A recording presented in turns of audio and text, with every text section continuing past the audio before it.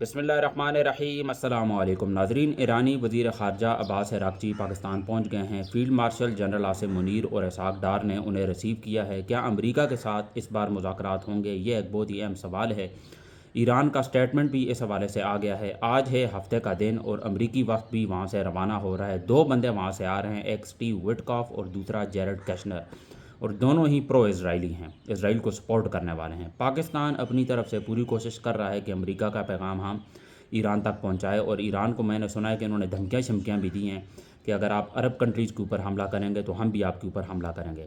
ایران کا اس وقت اسٹرانگ ہونا بہت ہی زیادہ ضروری ہے۔ ایران جو ہے اپنی شرائط پر چاہتا ہے، اگر سیز فائر ہوتا بھی ہے، جنگی صورتحال ابھی بھی ختم نہیں ہوئی ہے۔ ٹرمپ کے بیانات بدلتے رہتے ہیں، صبح اس کا سٹیٹمنٹ کچھ اور ہوتا ہے، شام کو اس کا سٹیٹمنٹ کچھ اور ہوتا ہے۔ تو پاکستان جو ہے ثالثی کا کردار ادا کر رہا ہے، اور ڈونلڈ ٹرمپ کے جو سب سے بڑے اتحادی تھے، جو حمایتی تھے، ان سب نے ساتھ چھوڑ دیا ہے، لہٰذا پاکستان کو وہ استعمال کر رہا ہے اور پاکستان کو یہ کہہ رہا ہے کہ آپ ہمارا پیغام ایران تک پہنچائیں۔ اور ایران کو بھی اس بات کا پتہ ہے کہ پاکستان جو ہے اس وقت سب سے بڑا حمایتی ہے یونائٹڈ اسٹیٹس کا۔ ہماری جو گورنمنٹ ہے، ہماری جو پالیسیز ہیں، ہماری گورنمنٹ بنانے سے لے کے اسے اتارنے تک، وہ سارے کام امریکہ ہی کرتا ہے۔ یہ کوئی آج سے نہیں ہو رہا، یہ پچھلے کئی سالوں سے ہو رہا ہے، اور جب سے پاکستان آزاد ہوا ہے ہمارے جو فیصلے ہیں، پاکستان کبھی بھی ایک آزاد نیشن رہا ہی نہیں ہے، ہمارے فیصلے جو ہے وہ امریکہ نے کیے ہیں۔ تو آج ہفتے کا دن ہے، امریکی وفد بھی آ سکتا ہے۔ کیا راؤنڈ 2 مذاکرات ہوں گے؟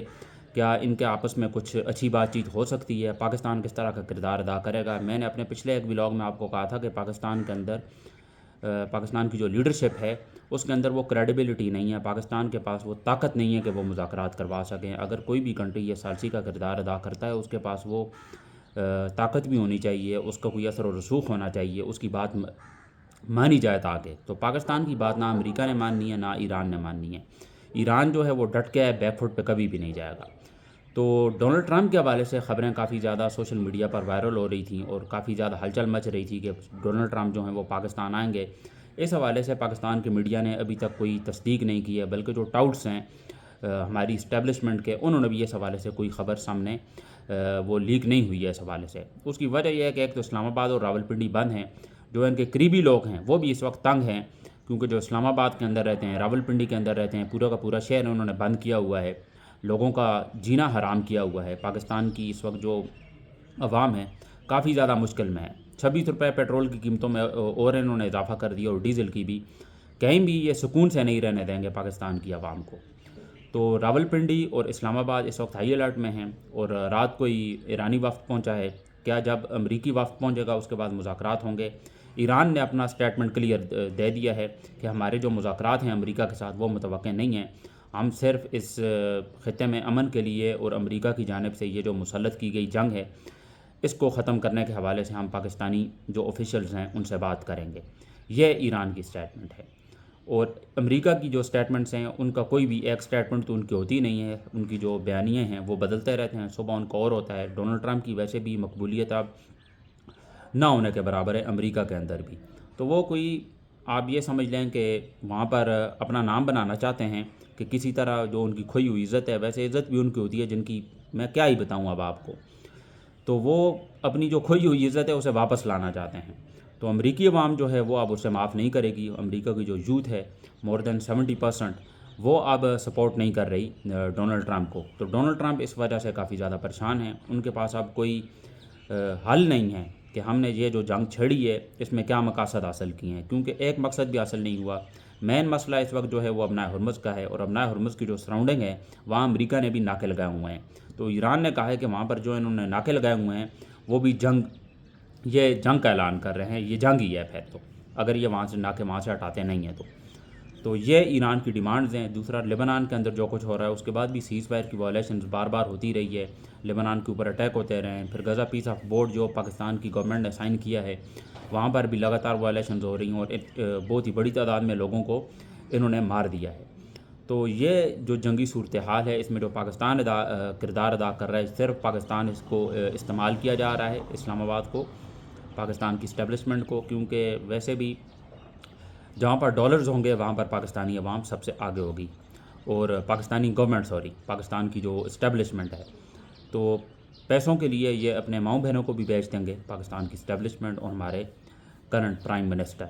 تو یہ کچھ بات تھی جنگی صورتحال کے حوالے سے۔ اس کے ساتھ اگر ہم پاکستان تحریک انصاف کی بات کریں تو وہاں پر بھی ان کے ایک بہت ہی سینئر رہنما، میرے ذہن سے ان کا نام نکل گیا ہے، وہ اس وقت کافی زیادہ تفتیشناک حالت میں ہیں۔ اعجاز چودھری جو ہیں وہ اس وقت کافی زیادہ تفتیشناک حالت میں ہیں۔ ان کی صحت کافی زیادہ بگڑ گئی ہے، کڈنی کی بھی انہیں پرابلمز ہیں، اور انہیں علاج کرنے کے لیے باہر لے کے نہیں جا رہے، وہ انہیں ٹریٹمنٹ کے لیے لے کر نہیں جا رہے۔ وہی صورتحال عمران خان صاحب کی بھی ہے۔ بشرا بی بی کو جس طرح ٹریٹ کیا گیا ہے، تو بہت ہی برے حالات چل رہے ہیں، اور پاکستان تحریک انصاف کی جو قیادت ہے اس کے بھی آپس میں اس وقت اختلافات چل رہے ہیں۔ سہیل افریدی جنہوں نے ابھی مردان شو ڈاؤن کیا تھا لاسٹ ویک، اور اس کے بعد یہ خیبر پختونخوا اسمبلی کا اجلاس ہوا، وہاں پر بھی انہوں نے آواز ضرور اٹھائی ہے، لیکن اس طرح کا رسپانس نہیں ملا ہے۔ اب اگلا جو ان کا ہدف ہے وہ کشمیر ہے، 25-26 کو، یہی 2-3 دن کے اندر ہی ہوگا، 2 دن کے اندر، اور اس کے بعد یکم کو پاکستان تحریک انصاف پنجاب جائے گی۔ میرے حال میں یہ صرف پنجاب جانے سے کام نہیں ہوگا۔ پنجاب وہی ہے جہاں پر آپ لاسٹ ٹائم گئے تھے، اور مریم نواز نے آپ کا بڑے ہی اچھے طریقے سے ویلکم کیا تھا، یاد ہوگا آپ کو، اسمگلر اور دہشت گرد کہا تھا سہیل افریدی کو۔ لیکن despite of the fact Sohail Afridi Punjab کے اندر داخل ہوئے، وہاں پر لوگوں نے بڑی محبت بھی دی، اور لوگوں نے بہت ہی اچھا استقبال کیا تھا پاکستان تحریک انصاف کا، اور اس کی وجہ صرف عمران خان ہے۔ عمران خان کو پچھلے کافی عرصے سے انہوں نے جیل میں رکھا ہوا ہے، ان کی بہنیں اسٹرگل کر رہی ہیں، ہر ہفتے وہ پہنچتی ہیں، لیکن ایک ہفتہ بیچ میں ایسا گزرا ہے کہ پاکستان تحریک انصاف کی جو لیڈرشپ ہے، جن کے نام مینشن کیے ہوئے تھے، ان میں سے ایک بندہ بھی وہاں نہیں پہنچا۔ تو یہ بے بس ہو گئے ہیں بالکل، انہیں لگتا ہے کہ اب کوئی حل بھی نہیں ہے، اور فیلڈ مارشل جنہیں استثنا مل گیا ہے وہ کبھی بھی نہیں چاہیں گے کہ عمران خان باہر آئیں۔ اس وقت وہ طاقت کے نشے میں ہیں، اور وہ کوئی حد بھی پار کر سکتے ہیں۔ بری امام کا واقعہ آپ کے سامنے آیا، پاکستان کے اندر اس وقت اس قدر فسطائیت ہے، ظلم ہے، اسلام آباد راولپنڈی بند ہے، اور انہوں نے تمام حدوں کو پار کر دیا ہے۔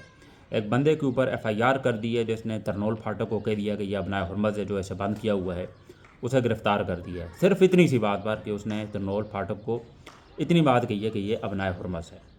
تو آپ اندازہ لگا لیں ان کی مینٹلٹی کا کہ کس قدر گندی مینٹلٹی ہے ہماری گورنمنٹ کی، کہ ایک چھوٹی سی بات ہے، مریم نواز کا فوٹو کوئی ہٹا دے گا، آپ کو گرفتار کر دیا جائے گا۔ تو اس قدر گھٹیا سوچ کی مالک ہیں یہ ہماری اسٹیبلشمنٹ اور یہ موجودہ گورنمنٹ۔ پھر ایک اور اہم خبر بھی ہے، خیر یہ اہم خبر تو نہیں ہے، یہ میرے ذہن میں تھی، میرے سامنے سے گزری، تو میں نے سوچا کہ میں یہ بھی آپ کو بتا دوں۔ ہمارے ایک صحافی ہیں ارشاد بھٹی، جنہوں نے آج سے 2-3 دن پہلے پاکستان کی مشہور اداکارہ میرا کا انٹرویو لیا، اور بڑے ہی کوئی انٹلیکچوئل اور اعلیٰ معیار کے سوال پوچھے کہ میں نے آپ کو اس کے ساتھ دیکھا، مجھے کسی نے بتایا کہ آپ اس کے ساتھ رنگے ہاتھوں پکڑی گئیں، اور اس طرح کے کئی اور انٹلیکچوئل سوال پوچھے گئے۔